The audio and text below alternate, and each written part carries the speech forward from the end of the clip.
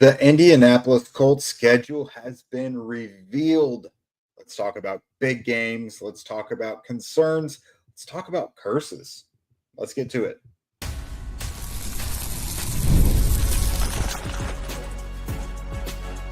You are Locked On Colts, your daily Indianapolis Colts podcast. Part of the Locked On Podcast Network, your team every day. All right, friends. Thanks for tuning in and making us your first post-schedule release listen of the day. This is your daily podcast covering your Indianapolis Colts, part of the Locked On Podcast Network, your team every day. And this episode is brought to you by FanDuel. Right now, new customers can go and get $200 in bonus bets when your first $5 bet wins. So be sure to join in all the fun there. My name is Jake Arthur of HorseshoeHuddle.com. I'm your resident credentialed media member for the site. And what else will we be talking about at 9 p.m. on a Wednesday? The NFL has released its full schedule, which now means we know the order in which the Colts will get these opponents. And I'll be honest with you, I am a little surprised at how this went. The Colts, really jockeyed for primetime exposure a couple years ago. And it did not go well. They finally got what they were asking for, and they had a really subpar season. They do only have one primetime game this year, but they have a lot of exposure otherwise. They have the Berlin game, which is a 9:30 a.m. kick that's nationally televised. They've got the Week 16 matchup that I mentioned, Monday Night Football against the 49ers, but they've got 5 late game windows for Sunday. Now, some of those are because they're playing teams on the West Coast, but they didn't have to make the Broncos at home a 4:00 kick or the Titans at home a 4:00 kick. So I don't want to say the Colts are necessarily being intentionally featured, but they've got a real opportunity here to kind of open some eyes a little bit. So I'll go ahead and just roll through the schedule for you guys here. So starting with the preseason, 3 games, of course, they're going to be at Baltimore against the Ravens, at home against the Packers, and then they're going to finish things up on the road against the Bengals for the second year in a row. Starting with week 1 of the regular season, it's at Lucas Oil Stadium against the Dolphins.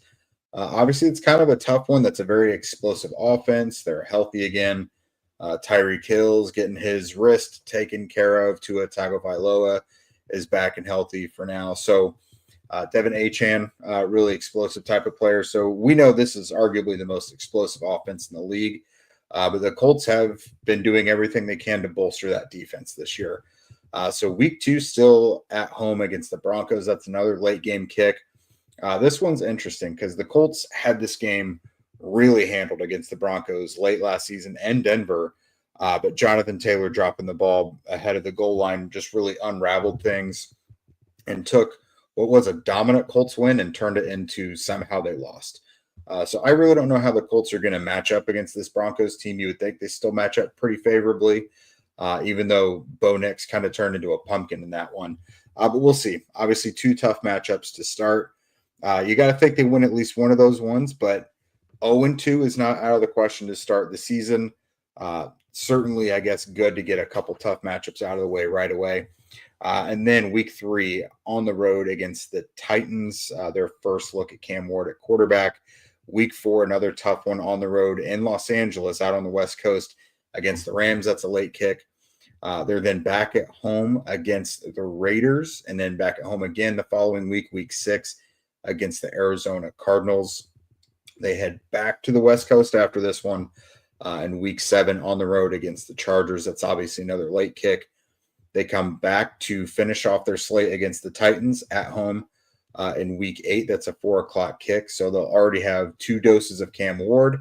We'll see if it's Anthony Richardson versus Cam Ward. That obviously makes it a little more interesting. And then week 9 at Pittsburgh against the Steelers. That's an early kick. And then it starts to get a little bit interesting. That's when they fly to Berlin, to Germany, to kind of host the Falcons there. That's going to be 9:30 in the morning. So remember, set your fantasy lineups accordingly. That one will be early. And then so obviously they have their bye week the following week in week 11. They gear up for a pretty interesting stretch at the end of the year. They get welcomed back from the bye week to a trip in Kansas City against the Chiefs. So on the road against the Chiefs, that one's tough. The Colts are the only team in the NFL that Patrick Mahomes has never beaten. He's got a completely defeated record against them. So we'll see how that one goes. Back at home against the Texans, which I think is going to shape up for a really interesting late season stretch. I think a lot of us feel that the Colts and Texans are going to be two teams just really kind of going back and forth for the AFC South lead, hopefully at this point in the season. So that'll be a really, really important matchup. Week 13, again, at home. Week 14, time to exercise a curse at Everbank Field in Jacksonville against the Jaguars. On the road again the following week up in the Pacific Northwest in Seattle against the Seahawks. That is a late kick. They then come back the following week for another NFC West matchup. Lucas Oil Stadium, 49ers, Monday Night Football. That'll be a big one. Obviously, the 49ers is a well-traveled fan base. They've got fans everywhere. But hopefully the Colts are doing well enough by this point to where people are wanting to hold on to their tickets and actually watch the Colts pack Lucas Oil Stadium and create a really good environment. The final home game of the year is Week 17, Lucas Oil Stadium against the Jaguars. And then, drumroll, very big pivotal game, Week 18 in Houston against the Texans. Date and time has not been released for this one yet. I think obviously they're waiting to see, is this going to be a game where it's win and you're into the playoffs like it was 2 years ago? I think there's a very strong chance of that. I like that it's in Houston because I don't think that is a place where the Colts have any problem winning. Now, there have been instances lately where they have not won or they've tied, but they look really, really good there. It's not a place where they don't travel well. So it being the Texans, it could be worse. That could be their Jacksonville game, Week 18. But luckily it is in Houston where the Colts historically do pretty well. So overall, I think this, it's not an awful schedule. Again, I think it's like the 8th technically easiest in the NFL in terms of opponents' winning percentage last year. So not really a murderer's row. I don't see like any big clusters of concern or like huge opportunities to make runs. I think it's a super well-balanced schedule. So coming up, guys, we're going to talk about some of the bigger matchups in this one, primetime games, which games are really intriguing. We're going to talk about that in just a moment. The NBA playoffs are in full swing, and every night delivers highlight-worthy performances, major momentum shifts, and can't-miss moments. Whether it's a game-winning shot or a breakout player, there's never been a better time to get in on the action. FanDuel makes it easy to stay in the game before tip-off and live. With player props, performance trends, and same-game parlays, fans have more ways than ever to play smart and win big. You guys, you're probably a Pacers fan. You're sitting high on the hog. It's going well right now. They just beat the Cavaliers in 5 games to punch their ticket to the Eastern Conference Finals for the second year in a row. We've actually got the Knicks and Celtics playing in a pivotal, could be make or break game right now as we speak. So we'll see who the Pacers will be facing in the Eastern Conference Finals. Regardless, surely they will be underdogs, as they always seem to be, but they perform quite well in those conditions. I think we can all agree. Are you new to FanDuel? It's the perfect time to sign up and bet on those Pacers. Head to FanDuel.com and place your first $5 bet. If it wins, you'll get $200 in bonus bets. Make every moment more with FanDuel, official sports betting partner of the NBA. All right, welcome back, everydayers. If you haven't already, drop into the comments and let us know what's your record prediction for this team so far. Now that you know the schedule, we obviously already knew the opponents, but now that you see what order it's in, what kind of stretches they might be facing, make sure you drop in and let us know what you think the record's going to be. So let's look at some of the more prominent games, the ones that really stuck out to me. So Week 1, the curse. I think it's 2013 that it's been since they've won in Week 1. So they've got the Dolphins at home. Again, they've had plenty of opportunities at home lately and haven't been able to close it out. The Dolphins is a tough one. Again, super high flying offense, but big but here. the Colts have a very clear advantage in the trenches here, and I still like them in this one. I know that Tyreek Hill can score at any moment. Jalen Waddle can score at any moment. That offense is it's just such a well-oiled machine. They're going to be indoors. It's early in the season. That's like always when they're clicking on all cylinders. I don't care. Even if they are, I think the Colts have done enough defensively this offseason to not get completely blown away. I know the Colts beat the Dolphins at home last year, but you might as well throw that one away because the Dolphins were not the Dolphins at that time. Tua was out, and nobody else can run that offense when he's not there. But at full strength, it's going to be a tough game. Could be very high scoring, but I like the Colts in that one. Again, the Dolphins lines were just a mess going into the draft, and it's going to be week one. It's hard to count on rookies to really fix those things right away. So the Colts have, I think, the clearer advantages in the most important areas. We're talking about curses again, week 14 in Jacksonville, Everbank Stadium. That one's interesting. So you look at it, they have a really tough Houston matchup the week before, luckily at home. Could be coming off an emotional high. And the week before that is Kansas City. And then right after, it's kind of sandwiched into a trip in Seattle. So it's probably not the most ideal time for the Colts to be having this matchup. But, we're going to see. It's at this point in the schedule, let's see. You're making the push to hopefully be in the playoff spot. You'd love to finish better than like 9-8. You would hope by week 14 you're not losing these stupid matchups against teams that the Colts should be favored in this one going into it. By week 14 we're going to know if the Jags have turned things around and if they're good or not. But I don't know. Nonetheless, week 10 against the Falcons, obviously in Berlin, the Germany game. Falcons are going to be pretty tough. I think they've done enough to their defense to really become kind of a well-balanced team. Offensively, obviously, they're going to be really good. Michael Penix, Bijan Robinson, Drake London. They've got the pass-catching weapons. They've got the quarterback now, we think. And then Jalen Walker and James Pierce with their first couple picks in the first round. That's pretty tough. And then you add Xavier Watts as well. I think they've done some really nice things to their defense. So who knows how it goes, but I think it'll be more entertaining than the matchup against the Patriots a couple years ago in Germany. So that one, I think it's a pivotal game, but it's an NFC one as well. So it's not the most consequential game in the world. So they got the bye week in week 11 coming back against the Chiefs on the road. This will be a statement game for the Colts. Again, by week 12, we should know what the trajectory of the team is.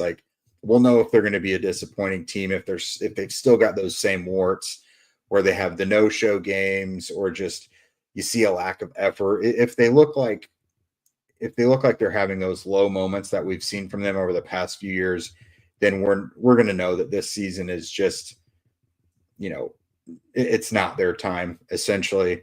But if they look like a tough team, then I think this is a big barometer game for them. The Chiefs, they were a really interesting team. They obviously made it to the Super Bowl, but it was not the best Chiefs team that we've seen. They got absolutely smoked by the Eagles in the Super Bowl. So we'll see if they're more on the low end of the spectrum Chiefs teams that we've seen, or if they're really kind of, back and powerful when we've seen Patrick Mahomes at his best. But no, this is a game where the Colts could make a huge statement. So I like that being right there, especially right after the bye. He gives Shane Steichen and Lou Anarumo plenty of time to prepare for them. Anarumo has thrown Patrick Mahomes some curveballs in the past. So I think that's a really interesting one to keep an eye on. Obviously, week 16 at home against the 49ers on Monday Night Football. I like that one for the Colts. Obviously, they should be favored in that one. Charvarius Ward getting a chance to face his old team. Obviously, the 49ers have a lot of good players still. Brock Purdy, I think, is an above-average quarterback. Christian McCaffrey. Brandon Ayuk, when he's on and healthy, very good player. Ricky Pearsall, a guy that I like a lot. But they lost so much this offseason, and I just don't know that they've done enough in free agency and the draft to replace quite everything they've lost. So I would think that the Colts should be favored in this one going into it. I at least like them in this matchup. And then week 18, again, at Houston. This one is subject to flex. This could be, again, just like 2023. Whoever wins gets the division title and gets into the playoffs. It could just even be a wild card spot. Doesn't matter. But it feels like the NFL was very intentional with this one, knowing that it was probably going to carry a lot of weight.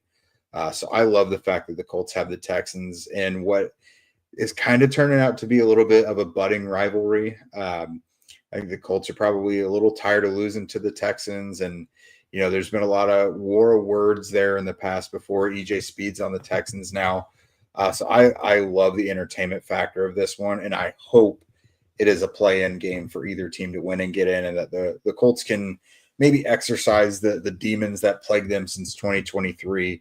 And honestly, that loss, that failed conversion on fourth down in 2023 in the final game kind of set the tone for the entire 2024 season and how it was a letdown. So the Colts can kind of go full circle by getting retribution and winning this game and getting into the playoffs, if that is kind of what's on the docket, if that's what's at stake in that one. And then obviously, like I mentioned, they've got 5 late game window games. Week 2 at home against the Broncos, week 4 on the road against the Rams, week 7 on the road against the Chargers, week 8 against the Titans at home, and then week 15 on the road against the Seahawks. So again, lots of exposure for the Colts, intentional or not. And this one will be good because I think a lot of us, when it comes to the Pro Bowl, when it comes to award season, the Colts aren't always the best team in the league, of course, but it does feel like some of their players get overlooked for certain things. And if this team is playing well, if they've got a few guys who are just kind of playing out of their minds, a lot of eyes are going to be on this team throughout the season. So if the Colts are doing their part and playing well, then I think there won't be as many issues with the Colts being overlooked. We can at least hope that much as well. So coming up, guys, get ready to tell me what concerns you have with this schedule. I'll share mine. There's a couple here. I don't think it's the worst schedule in the world, but we'll talk about that in just a moment.